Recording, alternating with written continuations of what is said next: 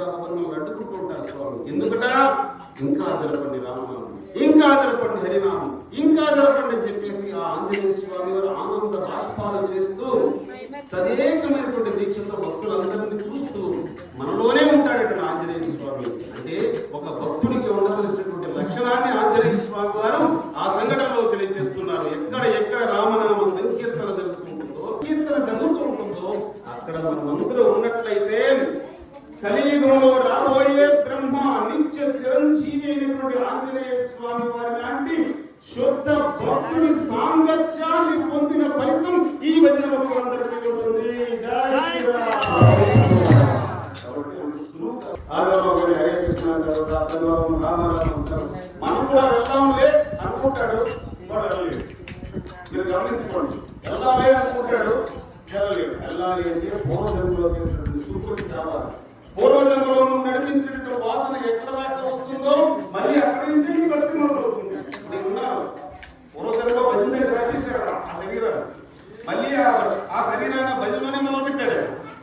So ఎక్కడ పూర్వజన్మలో మనం భక్తిని ఆపేస్తామో అక్కడే మొదలవుతుంది. కానీ మిగిలిన కలియుగ బంధాలు అలా కాదు. పూర్వకాలంలో ఇతను కోటీశ్వరుడు అనుకోండి, కోటి ₹1 మళ్ళీ జీవితం మొదలవుతుందో గుర్తుపెట్టుకోండి. ఇది చాలా పొరపాటు.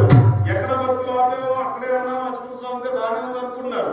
ఇక రాంబాబు గారు ₹1 సంపాదించి జీవితాన్ని ఆపేసాడు అనుకోండి పూర్వజన్మలో. ఈ సంవత్సరంలో పుట్టినప్పుడు ఈ జన్మలో ₹1 పుడతాడు అనుకుంటే గొప్పలో కాయసి పెట్టాడు. చాలా జాగ్రత్త. అది ఒక్క భక్తికి మాత్రమే ఇచ్చాడు భగవంతుడు.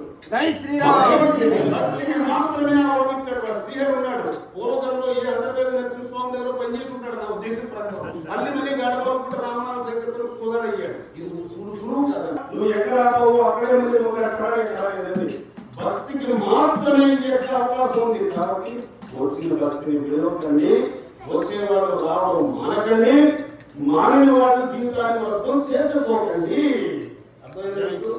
మళ్ళీ దొరుకుతుంది జన్మ. 84 లక్షలు ఎత్తి 84 తల్లి కడుపులో పుట్టి ఇప్పుడు మనం గమనించాలి. 84 తల్లి కడుపులో పుట్టామంటే అన్ని సార్లు మానవ జన్మ దొరుకుతుంది అనుకుంటారా?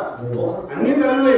ఒకసారి దోమ తల్లి, ఒకసారి కుక్క తల్లి, ఒకసారి పిల్లి తల్లి, చివరికి పంది తల్లి, ఒకసారి పురుగు తల్లి, ఒకసారి చేప తల్లి, అన్ని తల్లుల్లోంచి వచ్చావు బయటికి. చివరిగా మంచి జన్మ పొందే ముందు గోతల్లి గోమాత వలసి వచ్చిన తర్వాత జన్మ మాత్రమే నీకు మానవ జన్మగా ఇచ్చాడు భగవంతుడు. జై శ్రీరామ్. గొప్పటి మానవ జన్మ చేసుకుంటే చేసుకో. నువ్వు రాకపోతే రామాలయం కార్యక్రమాన్ని ఆదుకోవాలి, నువ్వు రాకపోతే కృష్ణాలయం కార్యక్రమాన్ని ఆదుకోవాలి. ఎవడ భక్తులుగా వాడే చేసుకుంటాడు, వాడే గమ్యాన్ని తెలుస్తాడు, వాడే ఈ జన్మని ధన్యం చేసుకుని మళ్ళీ వైకుంఠానికి వెళ్ళిపోతాడు. అది కావాలా? మళ్ళీ పుట్టి